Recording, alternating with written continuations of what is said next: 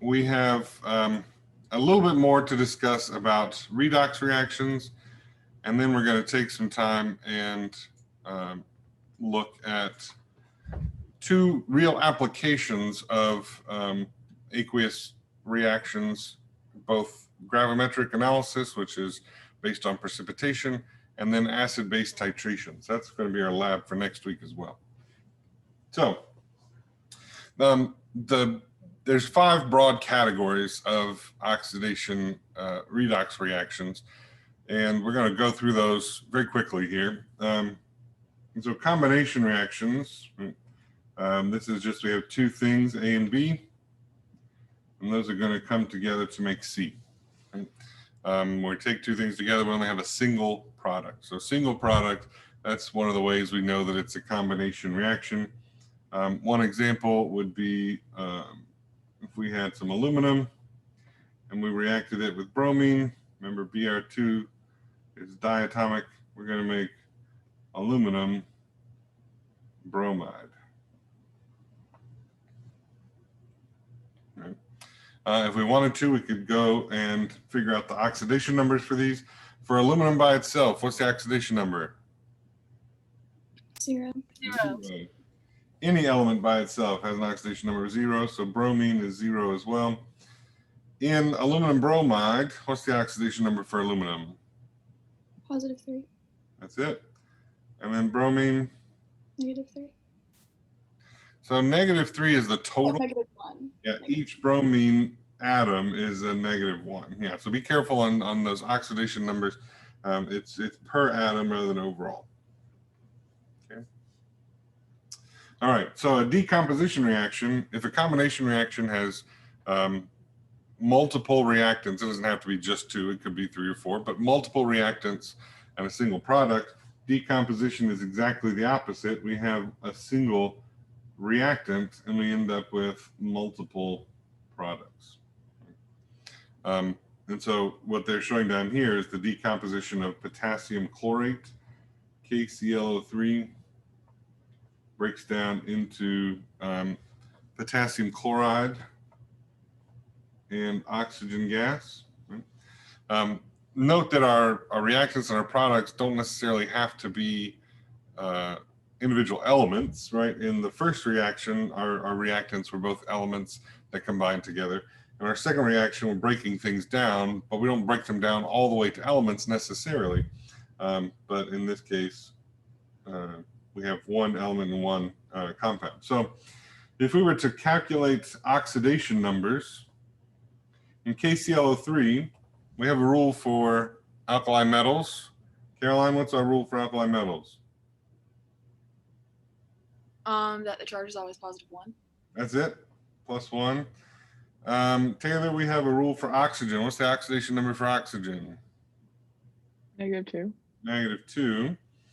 And so that's a total of -6 here from oxygen and a +1 for potassium. There's no charge on this compound overall, so it has to equal 0. So -1 plus chlorine plus -6, sorry, +1 for K, plus whatever chlorine is, plus -6 has to equal 0. So chlorine must be +5 here. Potassium, again, we said our rule was that it's always +1. Oxygen, any element by itself is 0. And so if potassium's +1 here, chlorine must be -1. And so chlorine goes from +5 to -1. Is that oxidation or reduction, Emily? +5 to -1. Reduction. That's it. And so our chlorine is being reduced, which means our oxygen is being oxidized. Excellent. Combustion reaction is a type of reaction that we've talked about before. We've seen some examples of this. The combustion reactions always sort of take on the same appearance. It's always going to be some kind of fuel plus oxygen are going to give us CO2 and water.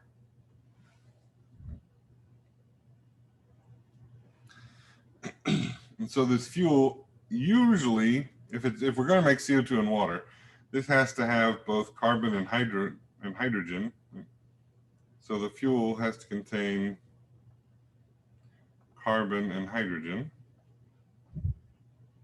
Okay.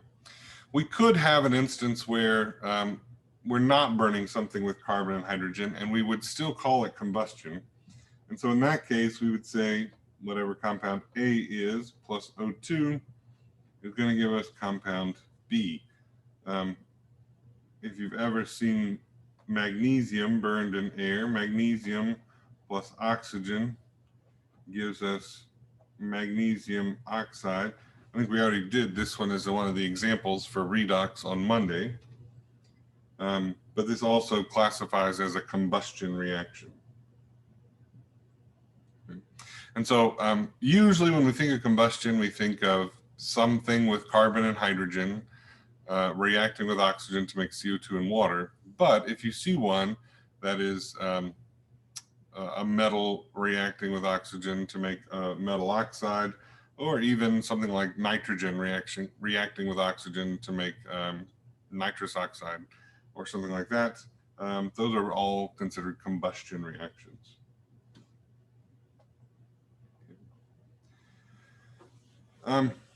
Displacement reactions, we have two varieties. We can have both a single displacement and a double displacement, right? We talked a little bit about those previously, but generally speaking, we have A plus BC, and we're going to get AC plus B as our products. And so this is a single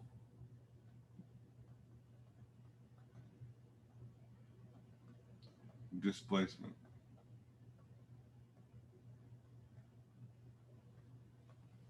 Okay.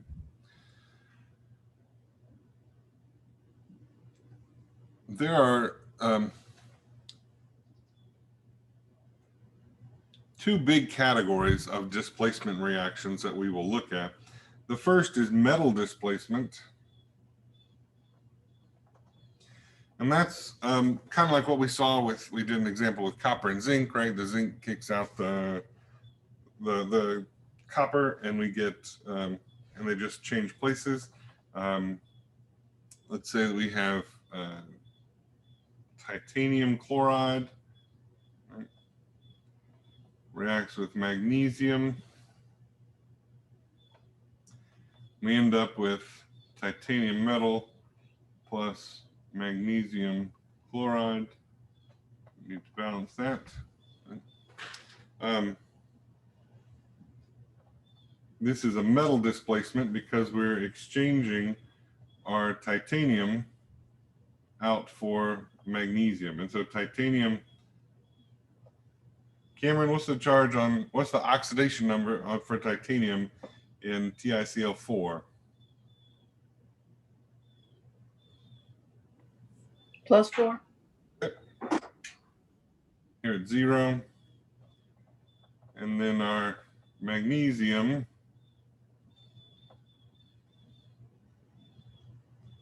starts at 0 and goes to +2, right? So there's where our reduction and oxidation are happening. And we see that the magnesium and the titanium change places, so that magnesium displaces the titanium from the chlorine. We need to figure out, how do we know that this is going to happen? How do we know that magnesium is going to always displace titanium? Why isn't this an equilibrium, right? Why doesn't the titanium then go and displace the magnesium? Well, we have a table to help us with that. This is called the activity series, and it tells us which elements, which metals are more likely to displace other metals, right? And so we see here that the reducing strength increases. So that seems a little backward, reducing increases, but the strength of that metal as a reducing agent is increasing from bottom to top. And so lithium at the top here, he will displace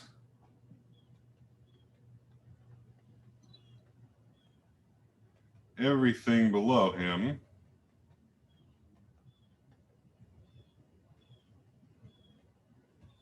right? Gold down here at the bottom does not displace anything.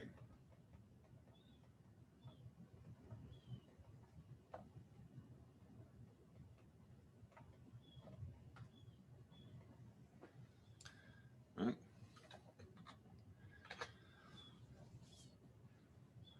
And so how do we use this table?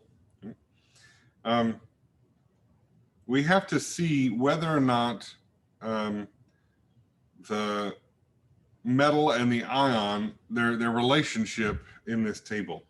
And so, for example, if we had, well, let's just do the one we, actually titanium's not on this list, so we can't do the one we just had. But let's do the one that we did with zinc and copper.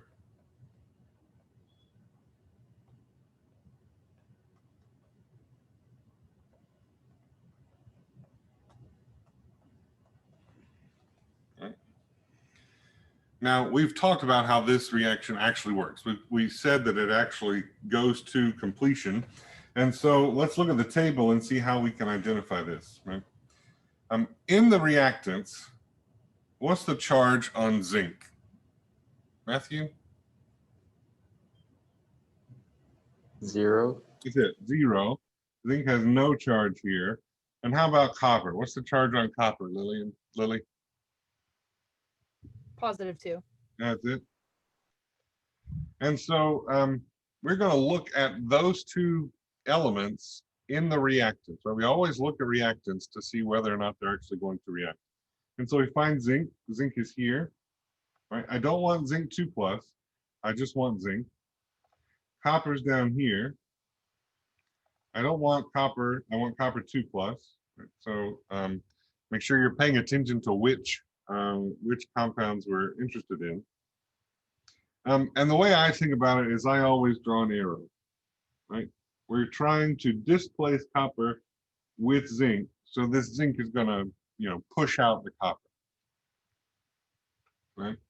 And so the rule is if the arrow between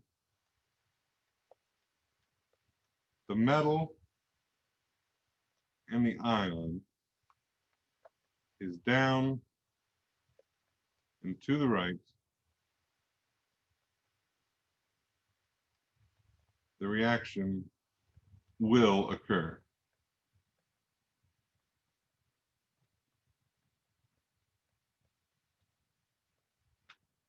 Okay. The reaction will occur. So let's write another one just to give you an example of something that, that might not work. Right? If I have tin and I'm going to try to replace chromium in chromium hydroxide to get tin hydroxide and chromium, I've done one that I need lots of balancing for. Okay. So there's my reaction. Let me erase what I have here for our copper and zinc. Right, so I'm going to look at tin and chromium 3+.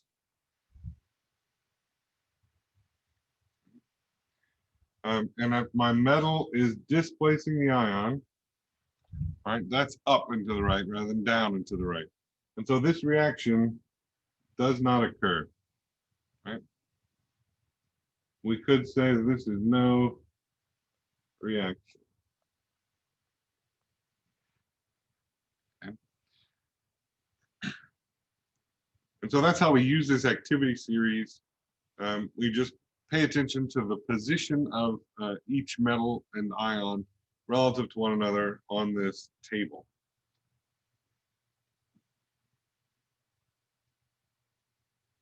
We even have H+ here, even though H+ is not a metal. He's sort of our guide as to strength of these metals as reducing agents. And so everything above this H2 to 2H plus line will produce hydrogen gas. Some of them can do it very easily. They can even do it in cold water. Right? If you've ever seen sodium in cold water, you know that reaction is pretty violent. Others need a little more encouragement, right? Since these are closer together, then they don't react as quickly. And so lead down here can react with hydrogen, but only hydrogen in acid. Lead won't react to hydrogen if it's just in water, or even if it's heated up to be steam. Lead will not react with the water. Lead has to react with acid in order to produce hydrogen gas. These metals down here, especially platinum and gold, we call these inert metals because they don't react with very much, right? Kind of like we think about noble gases as not reacting. We can think about these as noble metals as well. They don't really react with much, and so you know, they're inert. They don't react. Okay. All right, so I told you that metals was one variety of displacement reaction. The other variety of displacement reaction is halogens, right? And so halogens, which group are halogens? Rahi, do you remember? 7. Yeah, group 7 in the main block, 17 depending on how you count. But yeah, absolutely, those are the halogens. So this is fluorine, chlorine, bromine, and iodine or iodine, depending on who you ask. And just like in the metal series, we can figure out whether or not we're going to have halogen displacement based on the halogen series. And so, for example, if we had Cl2 reacting with KBr, are we going to get potassium chloride and bromine back out? Right? That's sort of the question mark here. Is that reaction going to occur? And for halogens, it's very easy. It just goes down the line. And so fluorine is more active than chlorine, is more active than bromine, is more active than iodine. Right? And so fluorine will displace other halogens.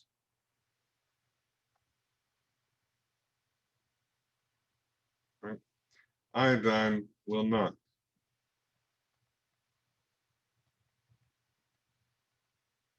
Right? And so does chlorine have more displacement power, however you want to think about it, and more activity than bromine? In other words, will this reaction occur? Yes. Yeah, absolutely. Right? Since chlorine greater than bromine, this is a big old yes, this reaction does occur, right?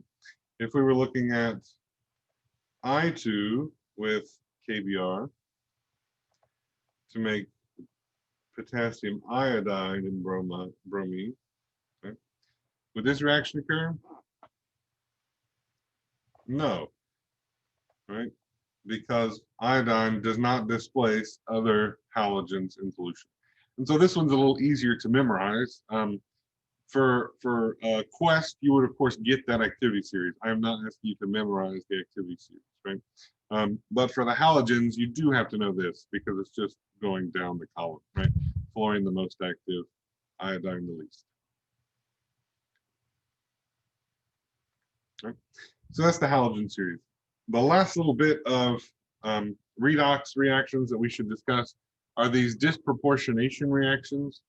And these are an interesting variety of reaction where the same element is both oxidized and reduced?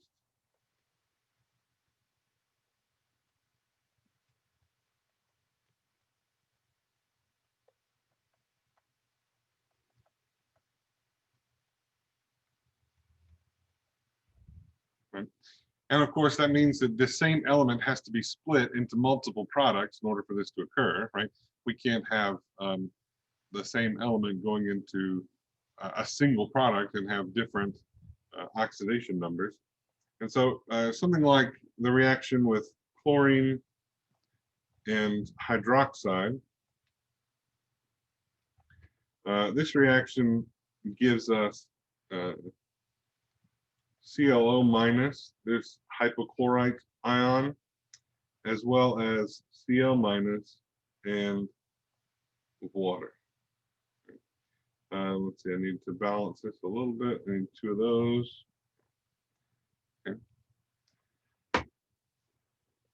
Right, and so let's quickly go through and do these oxidation numbers. Chlorine by itself, oxidation number 0. Oxygen by itself, oxygen in a compound, -2. Hydrogen's always +1. Oxygen, -2. Ions by themselves, monatomic ions are always their charge. So he's -1. Hydrogen in a compound, +1. Oxygen, -2. We don't know ClO. We don't know the chlorine in ClO, but we have this plus -2 has to equal -1. Ashlyn, what does the chlorine have to be? +1. That's right. Absolutely. And so you see here the chlorine, on the one hand, goes from 0 to +1, and chlorine also goes from 0 to -1. Right? So chlorine is both oxidized to go from chlorine to hypochlorite and reduced to go from chlorine to chloride.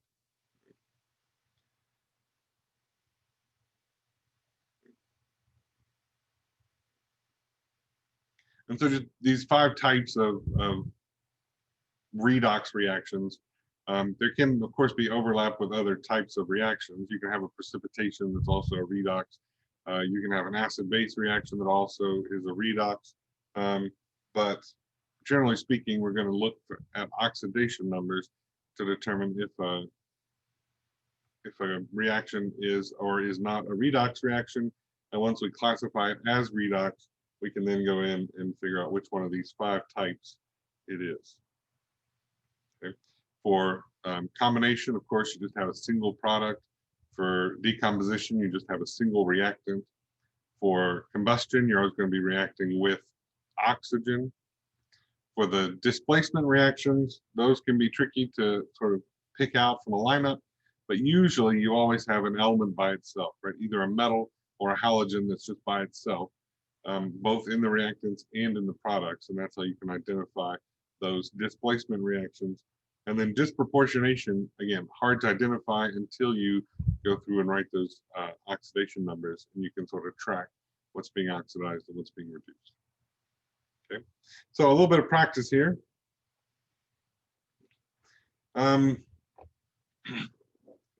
Quickly, this first one, Vanya, what do you think? Displacement, single displacement. So we only have one reactant. Sorry, decomposition. Yeah. Excellent, decomposition. You bet, you bet. In B, we've got a single product. So what's it going to be, Beard? Would it be a just a combination reaction? It is, absolutely.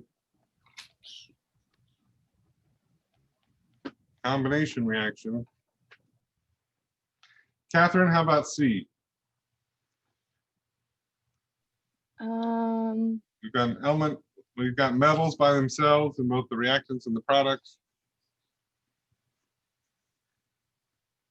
Would it be decomposition? It's not No. decomposition because that just has a So single. combination. So decomposition needs a single reactant. Combination needs a single product. Griffin, help her out. What's this one? Would it be the displacement reaction? Yeah, this is a displacement. And, you know, if we wanted to be real specific, we could say this is a metal displacement. This nickel is displacing the lead, and the lead gets kicked out by itself. Nickel takes its place. Okay.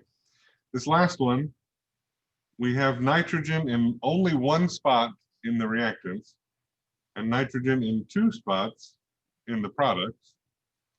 And so, May, what do we think this one might be? Oh, geez. It'd be.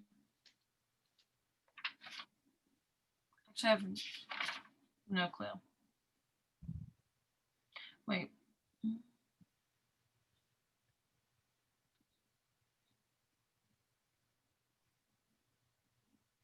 You asked a question about this one in the group meeting yesterday. Disproportionation. Yeah, that's right.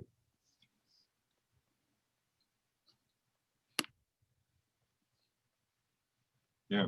So we have a single element, nitrogen in this case, that's going to 2 different products. And so, you know, thinking about that, that's a quick way to determine whether or not it's disproportionation. We really should go through and do all of the oxidation numbers to figure out whether or not it is, but we go from +4 to +3, so that's reduction into this nitrous acid, and then +4 to +5 into nitric acid. Okay. There's some Alex problems to practice identifying those kinds of reactions. All right, so shifting on to sort of applications of these different reactions in aqueous solution, all of this chapter 4 business. Gravimetric analysis is something that we use in analytical chemistry. That's my area of expertise. And so you're going to, you have, let's say that you have an ore, right? You have a sample that is not 100% pure. So let's say you have a sample that contains a little bit of copper in it. It's not pure copper, it only has a fraction of copper. What you're going to do is you're going to dissolve that and you're going to react it with something that causes that copper to precipitate, right? So react with something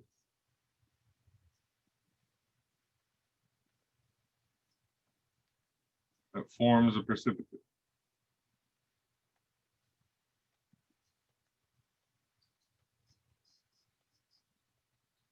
Okay. So we take our sample, let's say it's broccoli, right? We want to know how much iron is in broccoli, right? We're going to take that broccoli, we're going to crush it up, we're going to dissolve it in acid or something, and then we're going to add a compound into that solution that will react with the iron and cause it to precipitate out, right? Once that iron precipitates out, we can collect and weigh that precipitate to determine the mass of whatever element we were looking for.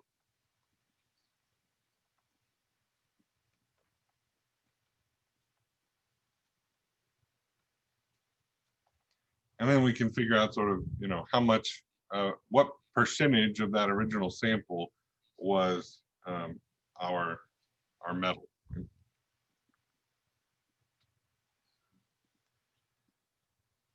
And so this is one of those where maybe it's better to look at an example. So let's look at an example real quick. These are the steps that you perform to do gravimetric analysis. Let's look at the math required. so we have a sample, right? This sample, again, I want you to keep in mind, this is not pure. Right? You can't go and say, you know, all of this must be chloride. And so if we get that much silver chloride, we can just divide. No, there's a few more steps. And so we have a sample of an ionic compound that has chloride ions, and some metal is dissolved in water, and it's treated with silver nitrate. Silver chloride is one of those exceptions. Halides are usually soluble, except with silver, lead, and mercury. And so we know how much precipitate forms, but we need to work backwards and figure out how much chloride is in that original sample. And so first thing we're going to do is we're going to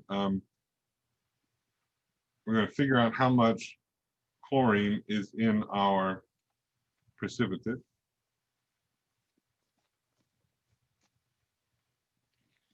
And so 1.0882 grams of silver chloride. Once we know that, we can convert to moles. 1 mole of AgCl is 100 and something. 107.9 plus 35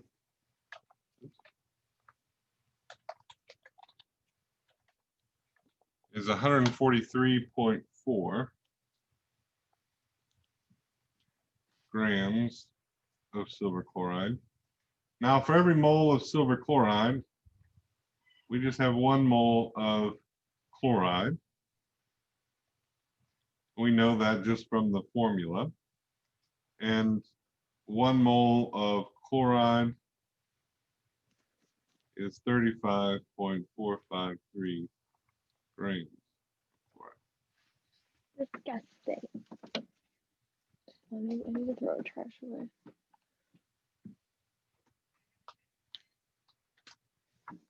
So 1.882 divided by 143.4 times 35.453. 0.26904 grams of chloride. We have 5 sig figs to begin with. So we'll keep 5 sig figs for now. All right. Once we determine the chloride in the precipitate, we need to figure out the percent chloride in the sample. This math is a little easier. 0.26904 grams of chloride.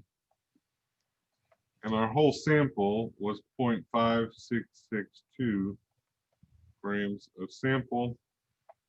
Since it asks for it as a percent, we're going to multiply by 100%. 0.26904 divided by 0.5662 times 100, 47.52% chloride. Okay. Okay. All right, now we could take this a step further, right? If we knew a little bit more information about that original sample, we could say, you know, I know that it's an alkali metal. And so out of the alkali metals, which one has this percentage of chloride in it? And so then you can identify the compound even, right?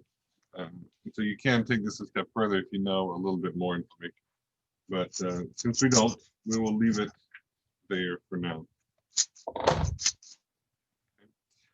Alex has more practice like this, but they all sort of fall into this category. They fall into this form. You have some mass of precipitate. You have to work backwards to figure out how much of the element that you're particularly interested there is in that precipitate. It won't always be this 1-to-1 ratio, right? So be sure to keep that in mind.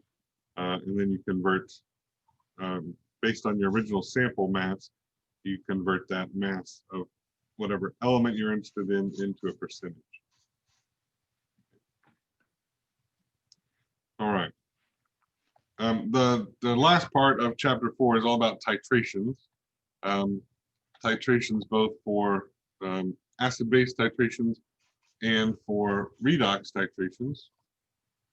But generally speaking, here in this little inset image is sort of a basic titration setup. You have this tall glass cylinder called a burette.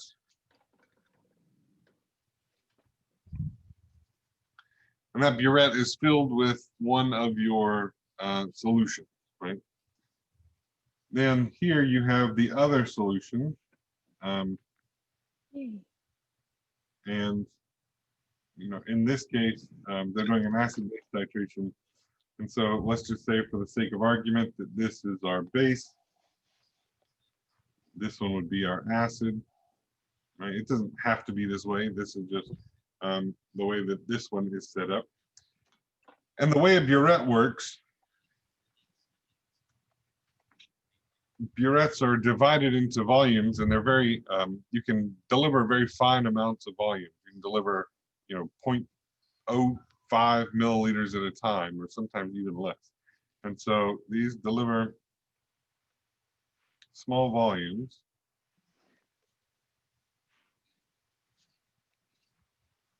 Of solution.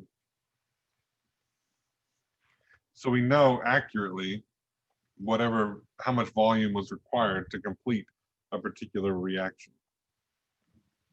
For titration, the end point, right, how we know our titration is over, is indicated by a color change.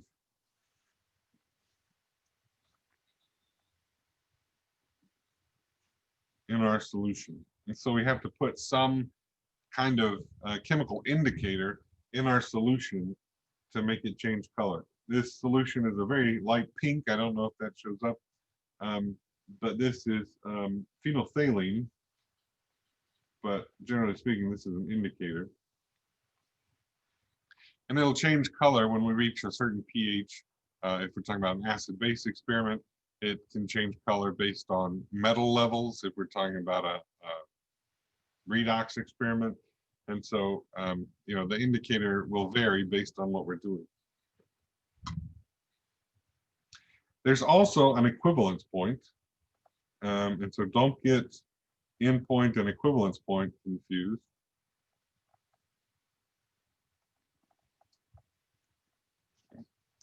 The equivalence point is the volume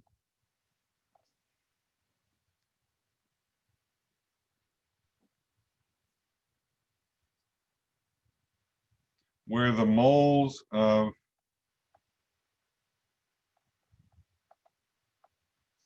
in this case base equal the moles of acid. Right? So that's the point at which they have completely reacted with one another. Right? If we want to keep it more broad, we can just say that's the point where the reaction is complete. Maybe they don't react in a 1-to-1 ratio, and so you actually have twice as many moles of base as you do acid or something. But for most acid-base reactions, we think about as moles of base equal moles of acid. This could also be where the reaction is complete. So the end point is not the completion of the reaction, it's the equivalence point. Yeah, absolutely. And that can be confusing. The end point is when you, as a person doing a titration, knows to stop, right? And so we always want to choose an indicator that changes color as close to the equivalence point as possible, so that we know to stop the titration when the reaction is done. Does that make sense?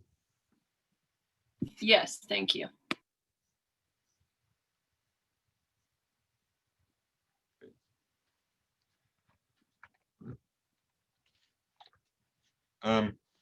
So, for example, if we were doing a titration of a diprotic acid H2SO4 with a base.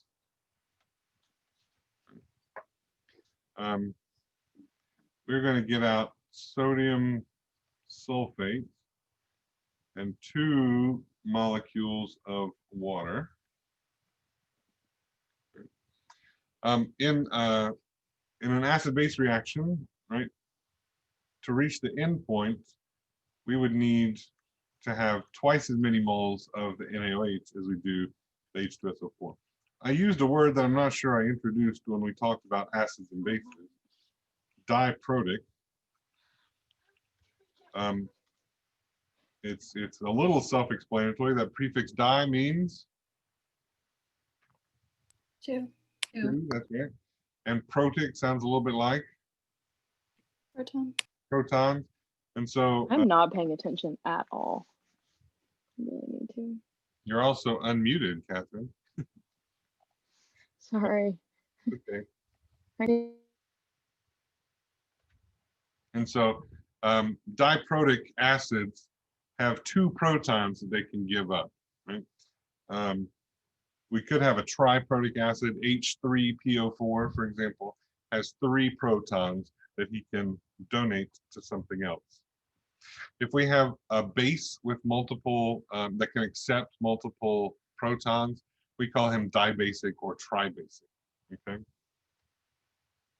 And so the ratio of acid to base here, we need 1 mole of acid for every 2 moles of base, right? And so that's going to be our ratio. And it's just that, those coefficients there. Okay. We could do this as a redox reaction, and I'll just jot an example up here.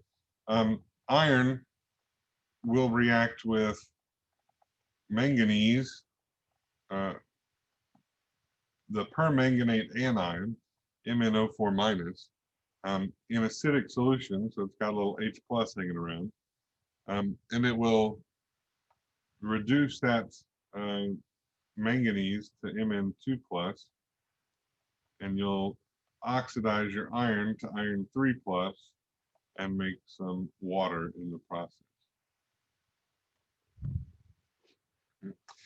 In this particular titration, you don't need a separate indicator because this compound is a purple color. Right? But everything over here is clear, colorless, I should say. And so as soon as you have a little extra purple color in your solution at the bottom, right, you know that you're done reacting, right? It won't react any further. You've reached the point where now you have a little extra reactant, and you've used up all of your iron, for example. So again, Question. yeah, go ahead.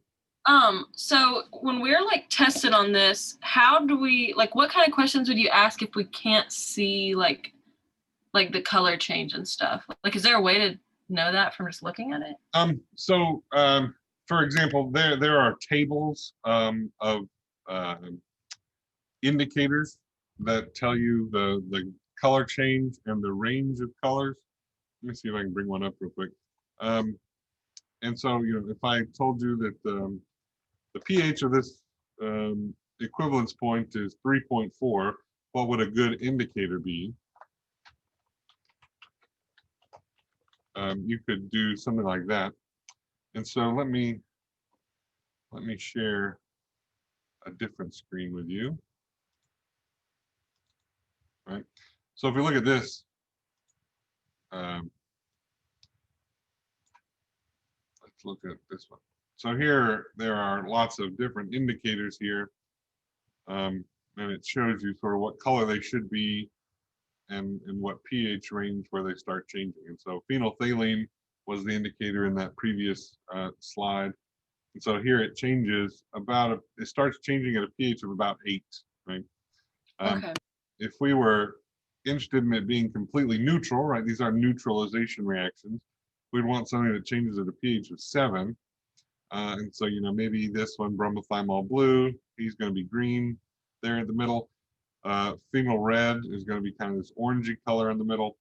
It turns out phenolphthalein is used most often, especially in undergraduate labs, because the change is so noticeable. You go from colorless to purple, and it's much easier to see. Am I purple instead of clear?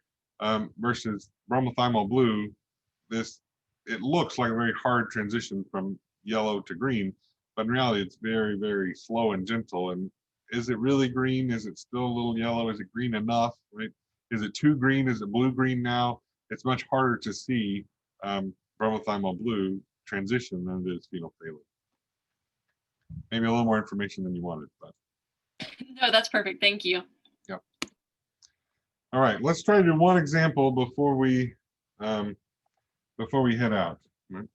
So in a titration experiment, a student finds that 23.84 milliliters of NaOH were required to neutralize 0.5468 grams of KHP, which is a weak acid. What's the concentration of the NaOH solution? We're going to end up with KNAP, which is a weird abbreviation, plus H2O. This P is not phosphorus, and so it's very confusing. It stands for potassium hydrogen phthalate, and so this would be potassium sodium phthalate. But anyway, it's a 1-to-1 ratio, 23.48 milliliters and 0.5468 grams. Where should we start? We don't know the concentration of this solution. That's what we're trying to find. And so let's start with our KHP. So let me draw the box, right? We're going to convert this to moles of KHP. We're going to convert that to moles of NaOH. And then we can work to find our molarity. Okay? So 0.5468 grams of KHP. We're going to multiply that by the molar mass of KHP, which I don't know off the top of my head.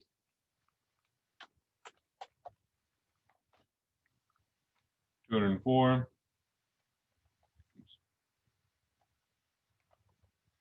grams. It's a 1-to-1 ratio.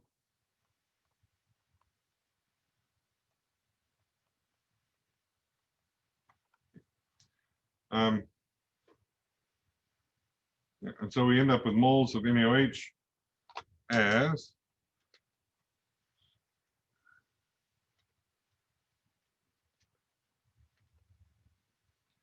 2.678 times 10⁻³ moles of NaOH. To find concentration, it's just moles per liter. So take that number of moles. We're going to divide it by liters. So we do a little bit of conversion, 0.02348 liters. Right? That's just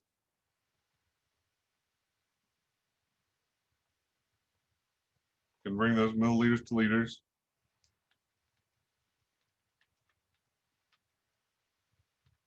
And we get a concentration of 0.114 molar NaOH. Okay, I've kept you a little bit long, but that's the general process. There's 2 more examples here for us to talk about titrations. We'll do those on Monday, and then we'll start chapter 5, okay? I hope you have a good weekend. Thank you. Have a good weekend. Yeah. Thank you so much. Sorry.